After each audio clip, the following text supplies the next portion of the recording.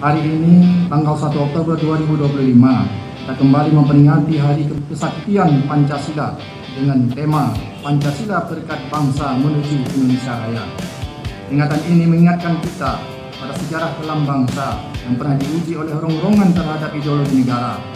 Namun, berkat semangat dan pengorbanan para pahlawan, Pancasila tetap tegak berdiri sebagai dasar negara, filsafat hidup sekaligus perekat kebinekaan Indonesia.